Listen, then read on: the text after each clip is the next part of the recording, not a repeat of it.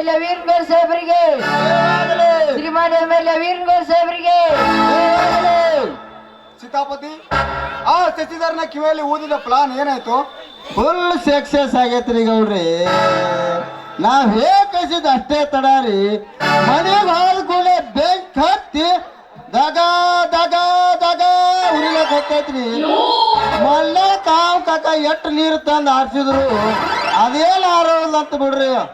ಹತ್ತಿ ಉರಿಲೇಬೇಕು ಸೀತಾಪತಿ, ಬೆಂಕಿ ಹತ್ತಿ ಉರಿಲೇಬೇಕು.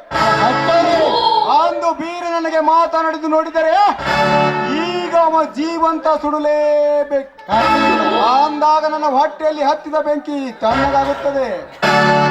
ಈಗಲಾದರೂ ಹೇಳಿ, ನಿಮ್ಮ ತೀರ್ಮಾನವೇ ನನ್ನ ತೀರ್ಮಾನ. ಅವ ನಾವ ರಣವೀರನಾದರೂ ಸರಿ, ಅವನನ್ನು ದರದರನೆ ಎಳೆ ತಂದು ಈ ನಿಮ್ಮ ಪವಿತ್ರ ಪಾದಕ್ಕೆ ಕಡೆದಾಕುವುದೇ ನನ್ನ ಕೆಲಸ. ಅವನ ಕೈ ಕಡೆ ನೀ ಯಾಕೆ ಹೊಲಸು ಮಾಡ್ಕೋತಿಯಲ್ಲಿ? ಈಗ ಅದು ತನ್ನ ಅಷ್ಟಕ್ಕೆ ತಾನೇ ಉರುಳಕ್ ಹತ್ತು ಬಿಟ್ಟದ.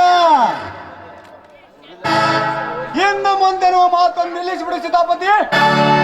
ಈ ವೀರಗೌಡ ಕಣ್ಣಿಟ್ಟಿಂದ ಕರಿ ತಗೊಂಡು ತೀರ್ಲೇಬೇಕು.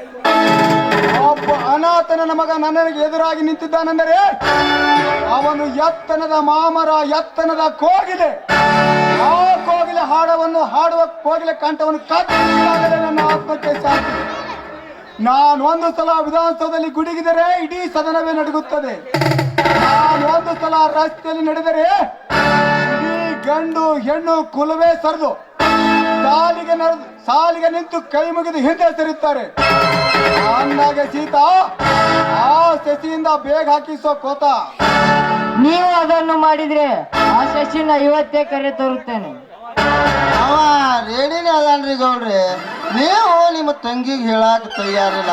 ನಿಮ್ಮ ತಂಗಿ ನಿಮ್ಮ ಮಾತು ಕೇಳಂಗಿಲ್ಲ ಅಲ್ರಿ. ಇಷ್ಟೊತ್ತಿಗೆ ನಗ್ನಾಗಿ ಇಗ್ನ ಹತ್ತಿ ಸ್ವರ್ಗ ಹೋಗರಾಗ ಮುಗಿದು ಹೋಗಿ ಬಿಡ್ತೈತ್ರಿ ಗೌಡ್ರೆ. ಹೌದಾ? ಅದನ್ನ ತಡ ಮಾಡಬಾರದು. ಆ ಕೆಲಸ ಇವತ್ತಾದ್ರೂ ಮಾಡುತ್ತೇನೆ. ನೀವು ಅದನ್ನು ಮಾಡಿದ್ರೆ ಆ ಶಶಿನ ಇವತ್ತೇ ಕರೆ ತರುತ್ತೇನೆ.